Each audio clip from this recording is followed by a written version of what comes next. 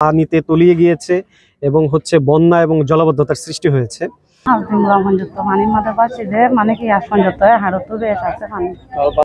কক্সবাজারের টেকনাফে কয়েকদিন ধরে টানা ভারী বর্ষণে নিম্নাঞ্চল প্লাবিত হয়েছে। এতে ডুবে গেছে কয়েক হাজার ঘরবাড়ি, দুর্ভোগে পড়েছে সাধারণ মানুষ। আজ দুপুরে সাবরাং ইউনিয়ন শাহপরদ্বীপ জালিয়াপাড়া গ্রামের পানিবন্দী মানুষের মাঝে ত্রাণ সামগ্রী বিতরণ করেছে র্যাব 15। র্যাব 15 কক্সবাজার উপ অধিনায়ক মেজর সাইফুল ইসলাম বলেন, শাহপরদ্বীপ জালিয়াপাড়া এলাকাটি নিচু এলাকা, এখানে জলাবদ্ধতা সৃষ্টি হয়েছে। মানুষ পানিবন্দী অবস্থায় খুব কষ্টে জীবনযাপন করতেছে। অবিরাম যে বর্ষণ চলছে, সেই বর্ষণের ফলে কক্সবাজার সহ দেশের বিভিন্ন জায়গা অলরেডি বন্যা এবং জলাবদ্ধতার সৃষ্টি হয়েছে।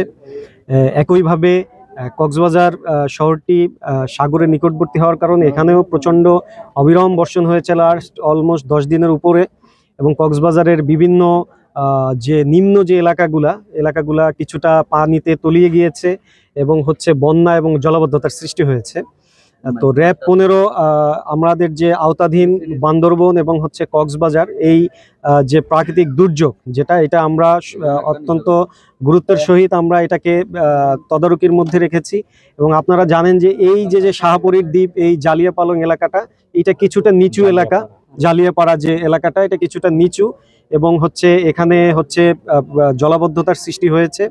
এবং এখানের অধিকাংশ যারা মানুষ বসবাস করে তারা জেলে সম্প্রদায়, যারা তাদের দৈনন্দিন যে জীবিকাটা সেটা তারা মাছ ধরার মাধ্যমে নির্বাহ করে থাকে। কিন্তু লাস্ট যে 10 থেকে 12 দিনের যে বৃষ্টি এবং সাগর উত্তাল হওয়ার কারণে তারা সাগরে যেতে পারছে না এবং জলাবদ্ধতার কারণে ঘর থেকেও বের হতে পারছে না।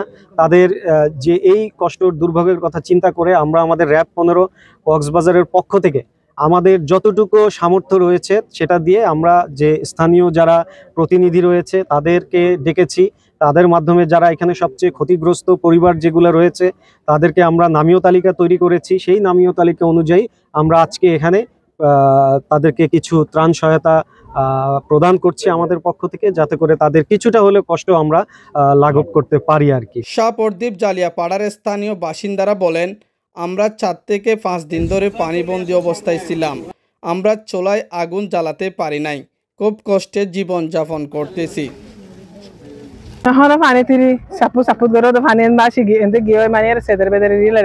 কতদিন ধরে পানিবন্দী আছে?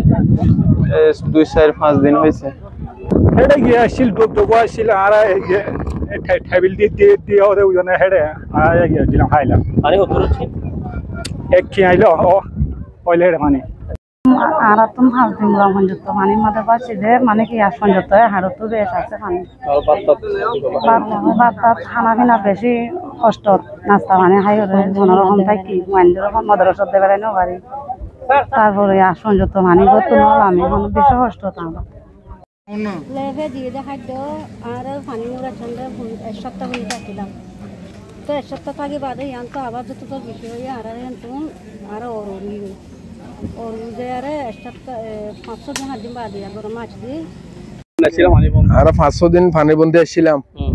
ওই সুজ গড়গু আছে দিবেন মাঝে বুটকো দিন ফরিয়র পানি জানিও পারে গ্রামত মানুষ লই যে বুডিন সরাই বিলি পানি হমিওরি আর তো থাকি বেলা কোনো ব্যবস্থা নাই। থত্তা বিষয় দি, শালা বিষয় দি, ফাটা বিষয় দি এগুলি থাকি